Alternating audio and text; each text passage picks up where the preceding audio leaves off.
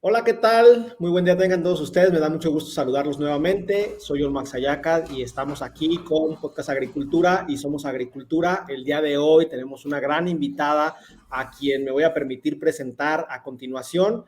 En este momento nos acompaña Marta Montoya, quien es CEO de la empresa AgTools Inc. Marta tiene más de 25 años de experiencia en agricultura y cadena de suministro en todo el mundo. Ha trabajado con agricultores, entidades gubernamentales y compradores en Europa, Rusia y Estados Unidos. También ha trabajado en programas de impacto social para agricultores, incluyendo programas de financiamiento del gobierno para mujeres agricultoras en México y programas de crédito bancario a bajo interés en California para pequeños agricultores orgánicos. Marta ha sido miembro de varias juntas, por mencionar, incluyendo la Junta de Agricultura y Alimentos de California, la Junta de la Asociación Latina de la Industria Alimentaria y la Junta de las Cámaras de Comercio Hispanas de los Estados Unidos. Marta también ha ganado un premio por una solución de aprendizaje automático e inteligencia artificial para la agricultura. Marta, muchísimas gracias, primero que nada, por estar aquí con nosotros el día de hoy. Y para mí siempre un placer y un gusto. Excelente. Y bueno, en esta entrevista tengo como co-host a mi compañero Agroestar y amigo Tonatiuh Quiñones. Tona, muchísimas gracias por estar aquí. Pues gracias a ti, Olmo, por invitarme. Gracias a Marta por estar aquí con nosotros. Te faltaron dos cosas muy importantes de Marta. La Adelante. primera, que Marta es muy buena dibujante, tuvo suerte dibuja muy bien, es una gran dibujante, es una gran caricaturista, Ok. trabajó con el señor Schultz en la parte de Snoopy, y aparte es muy buena persona, y tanto así que su empresa es, creo que de las cuestiones que han más disruptivas del agro a nivel del mundo, y es un placer platicar siempre con ella. Te admiro, Marta, gracias por estar aquí con Olmo, y pues gracias a ti, Olmo, por invitarme y poder participar contigo. Gracias. No, al contrario, gracias Amos por estar aquí. El día de hoy vamos a platicar sobre la importancia de los datos en la agricultura actual, pero antes de entrar al tema, Marta, me gustaría conocer un poco sobre tu historia con el agro. ¿Cuál fue tu primer contacto con este sector? Desde chiquilla, mi abuelo, bisabuelo, mi padre viene de zonas cafeteras de Colombia, del área de Medellín, afuera de Medellín. O sea, desde chiquita yo estaba siempre en las fincas trabajando, disfrutando, porque uno después ya grande se da cuenta la bonita vida que es la finca o los ranchos. Entonces, desde chiquilla, pero también desde chiquilla con mis abuelos y mis tíos, yo escuchaba su continuo quejarse del mundo por no saber qué estaba pasando. Entonces, se me quedó allá en la parte de atrás del cerebro que mis abuelos y mis tíos y todos siempre decían, no sabemos qué pasa por allá afuera, pero aquí entregamos el café y vamos a ver cómo nos va. A la de Dios, decían, a la de Dios. Interesante. Por esta razón, ¿tú estudiaste algo relacionado con agricultura o qué estudiaste? Entonces, tengo un padre que inmigra de la ciudad de Medellín a la ciudad de Bogotá con otros dos personas de Medellín y fundan el primer colegio nocturno en Bogotá o en Colombia, realmente en Colombia, el primer colegio nocturno para las clases trabajadoras. Y empieza la vida de él educadora o de rectorías, fundaron universidades para gente humilde. Y crecí en ese mundo. Mi primer trabajo fue de chiquilla tocando la campana del colegio y así arranca mi vida de lo que ahora todo el mundo llama empresas sociales. Bueno, yo crecí en una empresa social toda mi vida. Yo no sabía que era una empresa social, pero era educando a gente que no tenía la posibilidad. Y entonces empiezo a entender entre que voy, visito paso con mis abuelos 4 meses del año en las fincas, mientras que veo la situación de la inmigración de las zonas rurales a la ciudad urbana y los choques culturales, sociales, económicos. Y siempre me preguntaba por qué la gente no se quedaba en sus zonas regionales. Y la historia de Colombia es un poquito difícil, que tiene que ver con salir de sus pueblos por razones políticas, razones de guerrillas, razones de muchas razones. Entonces es cuando empiezo a pensar cómo voy a hacer para yo hacer el cambio y estudio lo que estudia mi padre, que es química biología, pero siempre con esa tendencia hacia la región orgánica y hacia lo que es la comida, que es lo que siempre me ha fascinado. Tengo entendido que estudiaste en Estados Unidos y ya que estás contando como esta historia de que a veces era difícil salir de Colombia, ¿cuál es tu historia de cómo llegas de estas fincas locales, de estas fincas tradicionales, a estudiar a Estados Unidos? ¿Qué te motivó? ¿Qué te llevó allá? Desafortunadamente la violencia Es la razón número una. El país las clases medias, las clases empezaron de la de más arriba para abajo empezamos a caer, todos por muchas razones sociales, de seguridad primero. Entonces es cuando uno ya se vuelve jovencillo o jovencilla y quiere salir de pachanga, y mi madre y mi padre no pueden salir porque desafortunadamente habían bombas y cosas de ese estilo, y realmente en una de las bombas casi pierdo la vida a mis padres. Entonces ellos decidieron que era mejor que yo saliera y buscara una oportunidad, y es como salgo hacia Estados Unidos, porque era una familia. Yo jugué tenis por Colombia, y entonces esta familia la había conocido en uno de estos tours y me reciben en Estados Unidos. Y ahí arranca mi vida, y no arrancó, llegué aquí a prima donna, yo llegué a limpiar casas, literalmente, empecé a limpiar casas y edificios, y empecé como todos los inmigrantes, empezamos desde abajo. Vaya, pues bastante interesante tu historia. Cuéntanos un poco más sobre tus experiencias, porque, bueno, decir, tienes 25 años de experiencia es resumir en una frase muy breve muchísimas cosas que has hecho. ¿Nos puedes ampliar un poco más sobre eso que has hecho?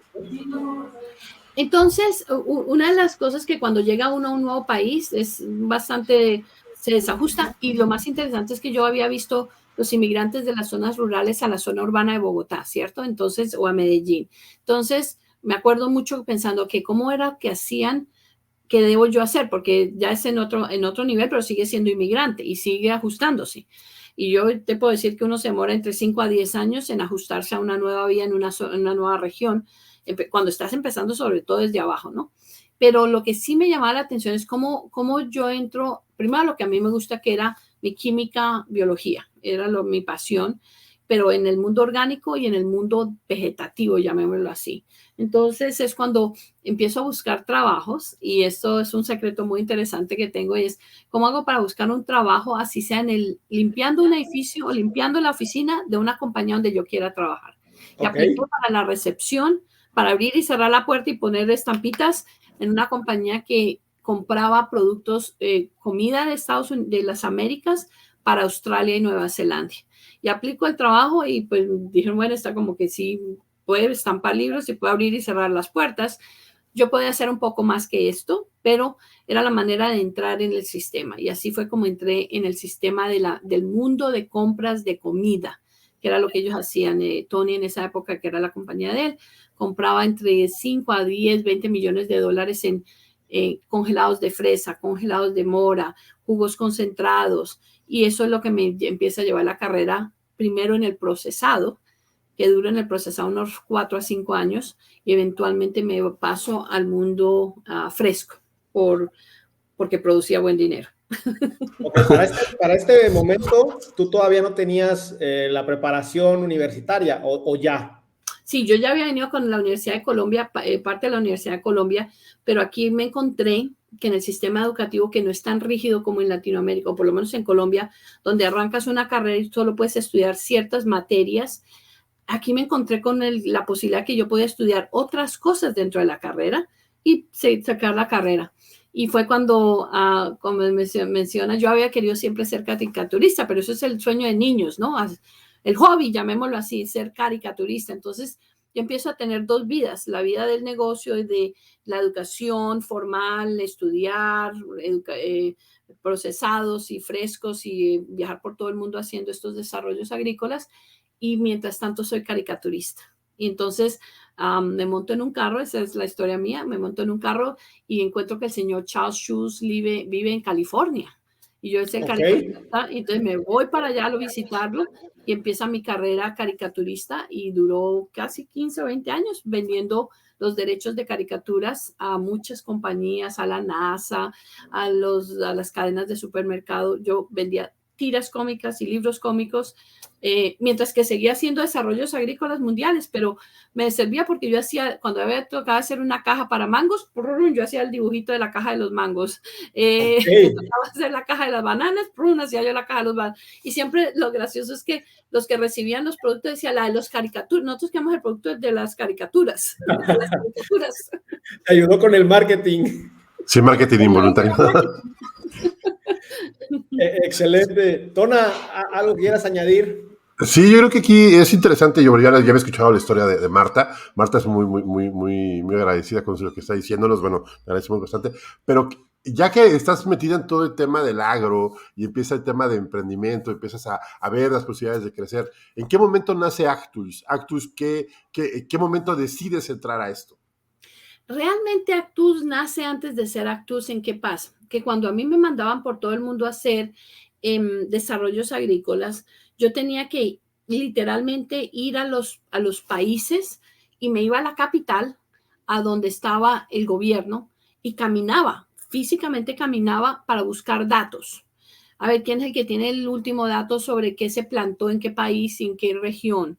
Entonces yo, de una manera análoga, yo recogía datos, armaba hojas electrónicas y lo presentaba a los grupos que iban a invertir.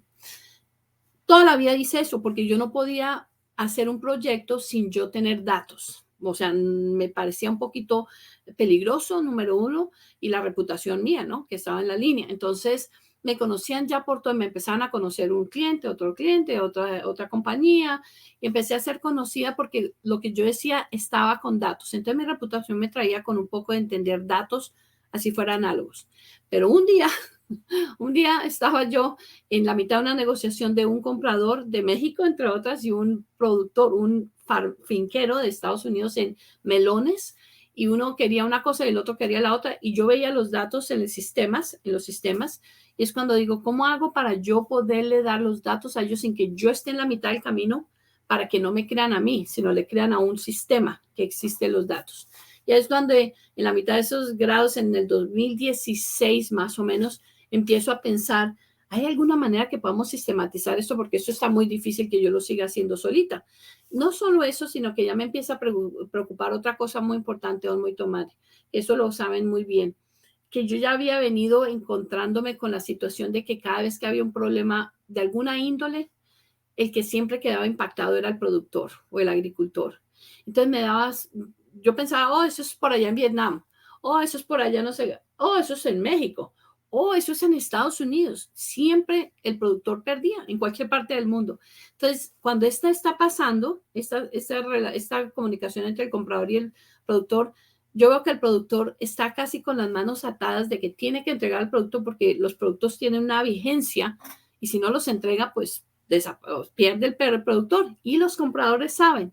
Entonces, cómo le damos una ventaja al productor para que sepa adelantado qué debe hacer, para que no esté maniatado en un momento dado en una relación? Y también, por el otro lado, el mundo ha cambiado el día de hoy, Olmo, y es que los compradores ya son gente joven como tú, que entienden que necesitan de ese ecosistema para vivir para largo plazo. Entonces, ya quieren saber datos para poder comprar debidamente para poder mantener los productores en el campo. Cuando en el pasado se veía más era, compre lo más barato, no importa lo que pase, Sí. y ahora ya no, ya hay otra razón social. Y toda esta información creo que la transformas de ser, bueno, de ser datos, de datos que tomabas de varios puntos, se transforman en información, que es lo que hace Actus. ¿Qué ventajas le da al... ¿Quién te mandaba por esos datos? ¿Cómo los obtenías? ¿En qué momentos decidías convertir datos en información y pues dar esa ventaja al productor? ¿Qué es lo que pasa en ese momento? Es una cosa interesante porque lo primero es que me preguntaba yo, ¿por qué no tenemos datos en campo tanto? Siempre los que tenían datos son los banqueros, por allá los analistas, pero los que están en el campo no teníamos, y digo campo no solamente el productor, estoy hablando de los compradores, de los camiones, o sea, no entendía por qué no tenían. Pero interesantemente, los que tenían más datos son los que manejan lo que llamamos los cultivos estilo trigo, cebada, ¿cierto? Pero son campos grandes y Sí, son claro. productores gigantes. Y nuestros productores son chiquillos todos. Todo lo que es fruta y vegetal, lo que llamamos specialty crop, son pequeñitos productores. De los 600 millones del mundo, 500 millones son pequeñitos productores Ok. de esta industria. Entonces era la necesidad de ver cómo yo les ayudaba a estos productores que al final del día producían la comida más saludable, que es las frutas y vegetales. En este sentido, entiendo que pudiste detectar la necesidad de la falta de datos y esto fue lo que motivó el surgimiento de ActTools o hubo alguna otra razón. Los compradores. Para mí la motivación fue el comprador. Después de estar tantos años en la industria, entendí que cuando algo iba mal no era ni siquiera el productor, porque los compradores hacen estos contratos a largo plazo. Vamos a comprar fresas el siguiente año en tales regiones, vamos a comprar piñas en tal, y dan estos contratos, y los proveedores, porque yo salía de reuniones de compañías, macro compañías, que acaban de dar macro contratos, y todos los productores no estaban en acuerdo, pero no decían una sola palabra. Ok. Salían y después se iban a hablar mal en el sentido de que ahora qué le vamos a hacer, cómo va a ser esto, no saben lo que están haciendo, no entienden esto, pero nadie decía nada, porque pues uno cómo le va a decir al comprador que no sabe lo que está haciendo, pues jamás le va a decir eso. Entonces me empezó a llamar la atención de que, oye, pues eso lo pasa en Chile, eso pasa en Vietnam, pero en Estados Unidos, wow, es interesante. Entonces eso me motiva de que ya entiendo que como no hay manera que el productor diga nada, entonces, ¿cómo hacemos para que el comprador tenga la información sin que sea el productor que la está diciendo? Y no te creas, en el momento llega COVID-19 y empieza la desesperación del comprador de saber dónde está el producto y empieza ahora todos estos otros debacles mundiales.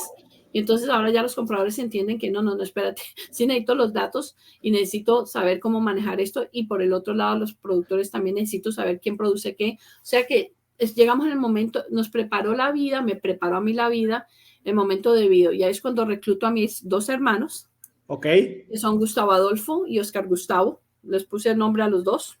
¿Okay? Gustavo Adolfo es ciencias de datos con especialización en datos no relacionales, y mi segundo hermano que es Machine Learning y Inteligencia Artificial, ingeniero aeroespacial. Y como yo los traje, o sea, yo me encargué de traerlos, abrir camino, entonces les pasé la cuenta y les dije, muchachos, los necesito para que me ayuden a armar esta compañía. Y uno de ellos está a tiempo completo, que es mi compañero Gustavo Adolfo, y mi otro hermano tiene 25% del tiempo trabajando con nosotros, el otro 75% con una compañía de aeroespacial. Vaya, interesante, ¿eh? Al ser una compañía familiar, pues creo que todavía lo que han logrado me resulta más interesante. Marta, si nos pasamos un poco hacia el presente, en este momento, AgTools, ¿qué le ofrece al sector agro? ¿Qué soluciones brindan ustedes? Y también si nos puedes comentar, pues el perfil de cliente que ustedes están buscando. Bueno, primero lo que proveemos al mercado es, y eso lo digo con mucho orgullo, es ingenieros mexicanos. Todo esto es desarrollado por ingenieros mexicanos. En México, en Los Reyes, Michoacán, en Zamora, en Sinaloa, y los que están en Estados Unidos son hijos o nacidos mexicanos. Literalmente este producto es 95% mexicano, menos mis dos hermanos y yo. ¿Ok? Entonces ese es primero. ¿Y por qué eso? Y fue Gustavo Adolfo y yo hicimos esa decisión muy pensante, porque las Américas se comportan muy diferente al resto del mundo en cuanto a lo que es agricultura.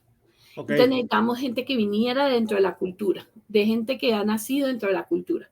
Y entonces son muchachos ingenieros que no se quieren ir de sus lugares, de sus pueblos, de sus ciudades, pero al mismo tiempo quieren quedarse en la industria, pero no quieren estar o no van a estar en el campo.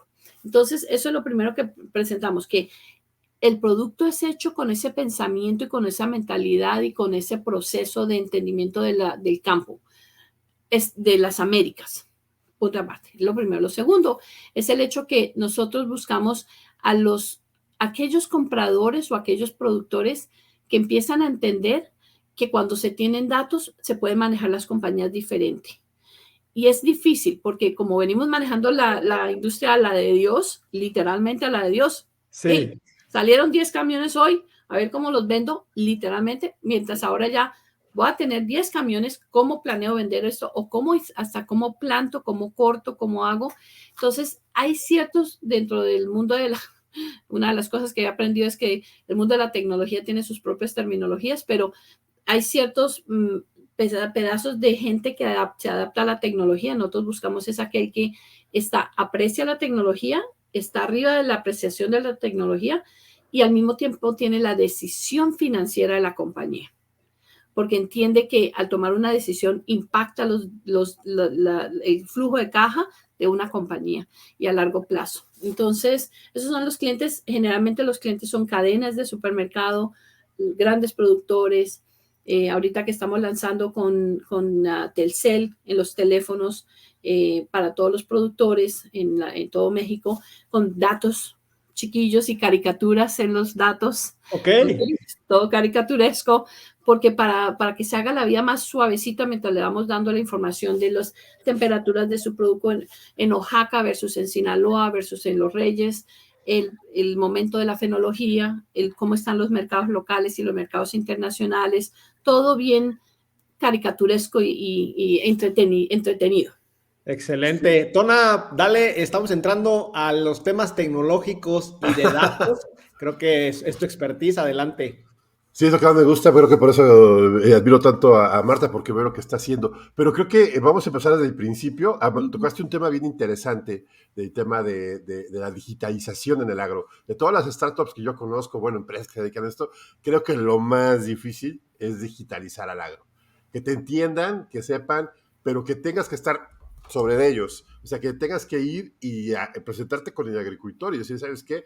Necesito hacerte esto. ¿Cómo ha sido el acercamiento de AgTools, ya el mano a mano con los productores? ¿Cómo le están haciendo para digitalizar al agro? A mí me enseñó un señor hace muchos años, uno de mis mentores o padrinos, hace unos 27, 28 años, y lo digo porque por una razón, sé el año exacto, me dijo, hay dos preguntas que el productor siempre quiere saber, punto y aparte. ¿Cuánto me va a pagar y cuándo me va a pagar? Usted le responde, es un productor y es su amigo de por vida. Entonces, todo lo que nosotros hacemos es alrededor de ese pensamiento. ¿Que vamos a ahorrar agua? Ok. ¿Que vamos a guardar el mundo? Ok. Yo necesito que me paguen y que me diga cuándo paguen, porque yo tengo todas las cuentas detrás de mí pendientes. Entonces, tenemos la gente joven muy querida, piensa que es el mundo, que cuidar al mundo. No, espérate, no. Cuando estás con el productor, él tiene que pagar cuentas. Entonces, ajustate a cómo le vas a explicar, cuándo le vas a pagar y cómo le van a pagar. Y si el agua es lo que va a ahorrar, entonces ahorró 5 pesos, por decir algo, una exageración, 5 pesos, cuando te paguen, tú vas a ganar más. ¿Sí me entiendes? Siempre tienes que ponerlo en dólares. Esa es la realidad de este mercado, porque es la única realidad, es la verdad. Entonces, para nosotros hemos hecho dos cosas para responderte, Donna, porque es muy importante lo que hemos hecho. El primer año, en el 2020, en el 21, perdón, lanzamos una campaña continua en Estados Unidos a los productores, porque te voy a decir una cosa, los productores de Estados Unidos son mucho más complejos que los de fuera de Estados Unidos. Y cuando le digo más complejos, porque sí, piensan que lo saben todo, con todo el respeto de ellos, ¿ok? Entonces, lanzamos una campaña donde lee nuestros datos y dependiendo si el productor está produciendo manzanas en Fresno, es diferente que el productor que está produciendo manzanas en Washington State y el productor que está produciendo manzanas en Apalachee o en Nueva York. Todos son diferentes. Todos son diferentes. Lo mismo que el que está produciendo fresa en Zamora, que fresa en Los Reyes, que fresa en Irapuato o en Puebla. Diferentes personalidades, diferentes mentalidades. Y fuera de eso hay diferentes momentos de producción.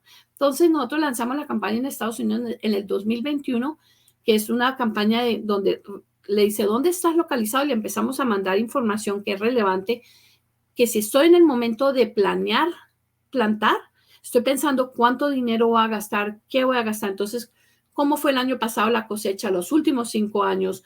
¿Cuánto se ganó? ¿Cuánto se perdió? Para yo poder planear cuánto tierra voy a plantar y cuánto voy a invertir. Versus el productor que ya está sacando, que está cosechando, está pensando cómo está el mercado en McAllen, cómo está el mercado en la Plaza de México, cómo está el mercado saliendo para China. Entonces, son dos mentalidades diferentes. Entonces, la adaptación ha tenido que ver que en el 22 lanzamos la campaña en México y en Latinoamérica haciendo testing, no vendiendo, escuchando al productor a través de qué es lo que habría, cuándo lo habría, por qué habría más. En el 27 de diciembre, que es un martes, versus el 27 de diciembre, que es un jueves, el miércoles el siguiente año, porque son conductas muy diferentes a la ciudad. Es otro mundo. Entonces, yo siempre les digo a los que quieren lanzar esto que deben de asegurarse de hacer campañas de marketing de alguna manera para poder escuchar lo que nunca le van a decir los productores, porque los productores son muy conservadores, no dicen mucho. Sí, pero aquí veo que la otra parte, hablando del tema de cómo maneja Actus y entrando un poco a la parte tecnológica, veo que me hablaste de de análisis de datos, o sea, data analysis.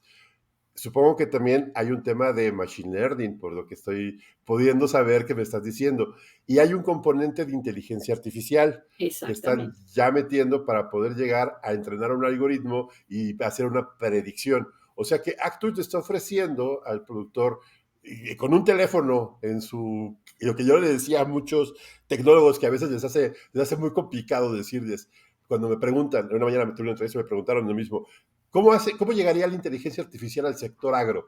Pues en un celular y lo tienen a la mano. ¿O qué es lo que ofrece y cómo lo has visto este proceso, proceso? Porque supongo que fue natural, ¿no? Porque para el agro las cosas funcionan así. Bueno, primero que todo el mundo piensa que ese era el productor, visitar al productor. Yo llevo 25 años visitando productores por todo el mundo. O sea que tú dime el país, los conozco, desde Pakistán hasta aquí en la esquina. ¿Sí me entiendes? Los conozco, entiendo sus conductas, entiendo sus pensamientos, entiendo la dinámica de la familia, donde el caballero es el que está afuera arando, trabajando, pero quien está pagando las cuentas es la esposa, la hermana, la tía, la mamá, la matrona, que es la que llamamos nosotros, es la encargada en Pakistán, en Vietnam y en Chile. ¿De qué se compra? Más aún, en Colorado. Hicimos una entrevistas de unos 10, 15 productores, unos 10, 15 productores blancos, señores blancos de 50, 60, 70 años.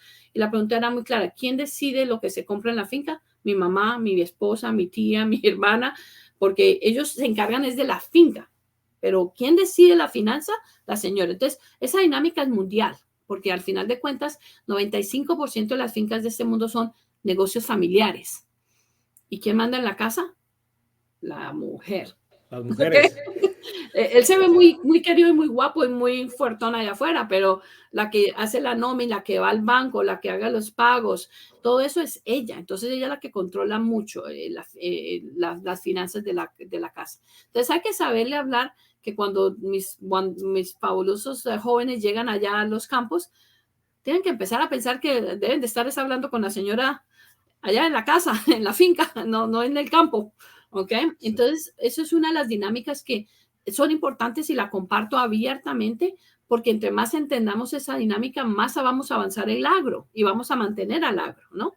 Eso sin contar de que en muchas fincas, en muchos lugares, especialmente en nuestro tipo de commodity, son mujeres cabezas de hogar, que están en contra de la familia.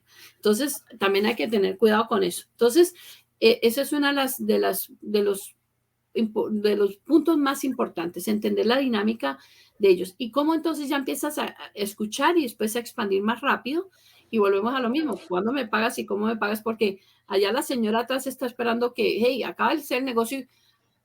Lo digo yo con mi marido, lo primero que dice, cuando mi marido firma un negocio, le digo, y me dice, sí, nos van a pagar tal día, sí.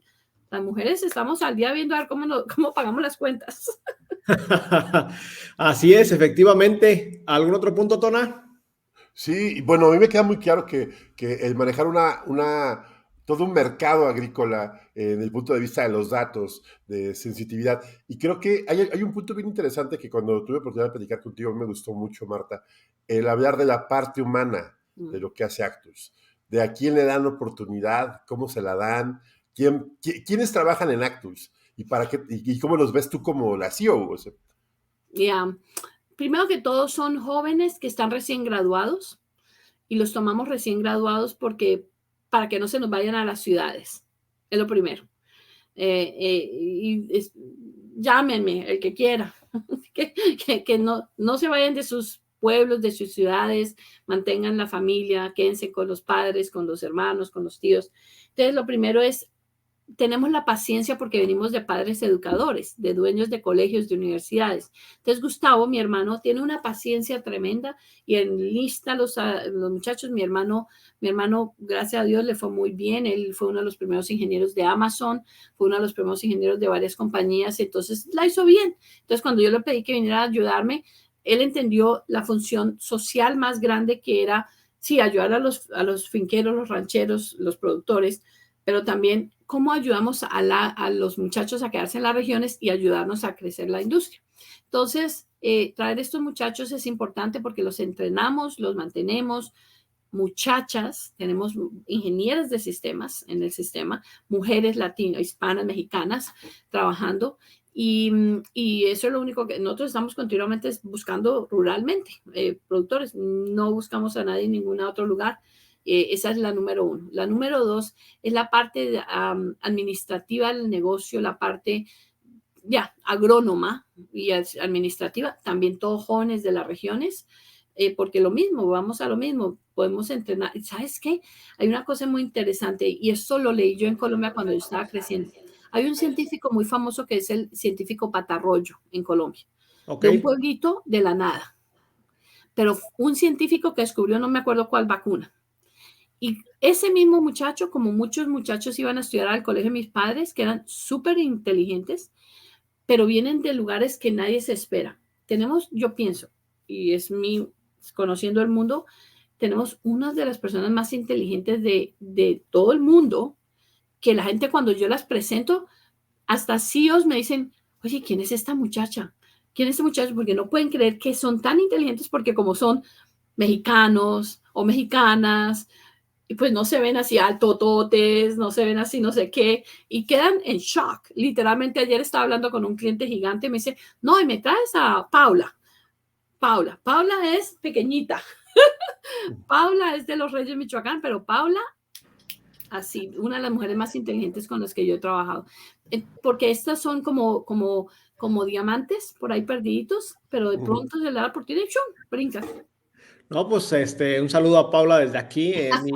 Debe ser vecina porque yo estoy aquí en Los Reyes, Michoacán también. No te creo. Oye, pues le voy a decir a Paula porque están las oficinas de nosotros.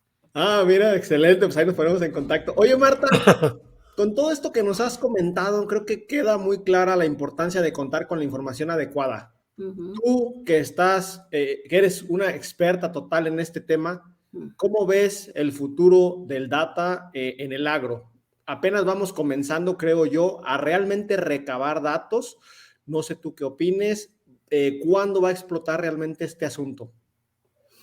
Primero que todo, tenemos una responsabilidad muy importante social con datos. Y tengo que ser voy a ser muy fregona y cansona con esto.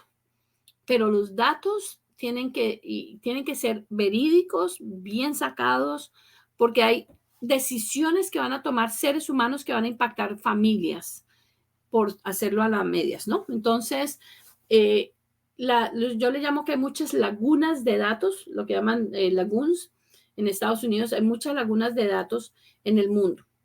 Y hay mucha gente vendiendo datos sin comprobarlos. Nosotros no dejamos colocar un solo dato hasta que no hablamos con la persona que autorizó, incluso en los sistemas de computador o en cualquier momento, que estos datos hayan sido colocados en el sistema. Acabo de terminar precisamente con Tailandia, porque tengo una duda de ciertos datos, de ciertas cosas, y quise averiguar. Tengo dudas con ciertos datos de todos lados. Hay tantas dudas y yo me pregunto, ¿cómo es que antes la gente compra estos datos? Entonces, la primera la responsabilidad es como tener perdón la comparación, un revólver con una ruleta rusa.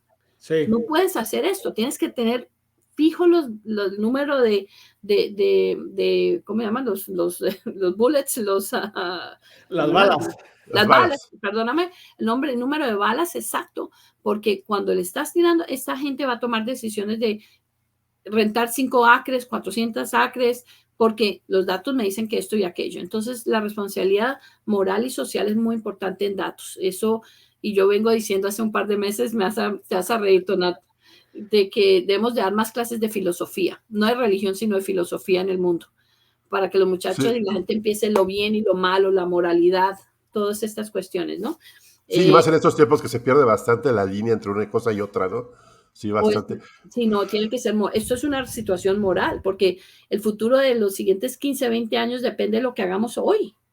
Sí, claro.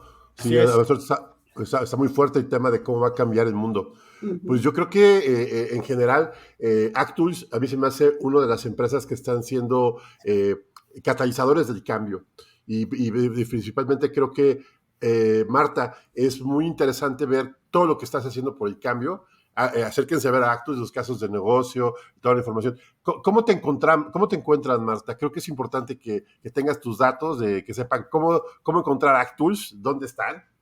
Primero que todo, estamos en todas las Américas, en el sentido de que tenemos, y te voy a agradecer, Tonario, porque una de las personas que ahora trabaja con nosotros nos escuchó la vez pasada y trabaja ahora con nosotros en dos personas, Villavicencio, Colombia. Y si ustedes fijan en el mapa, no es una ciudad grande, Villavicencio es chiquitillo, por allá perdido saliendo por las pampas de Colombia.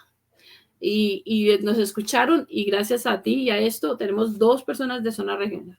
Entonces es marta@ag.tools, no ag.tools.com. No se me van a confundir porque el mundo de Silicon Valley cambió y ahora todos somos menos .coms. Sí, claro. Ok, excelente, Marta. Quiero agradecerte por tu tiempo y disposición para esta conversación. Quiero agradecer también a Tona por habernos puesto en contacto.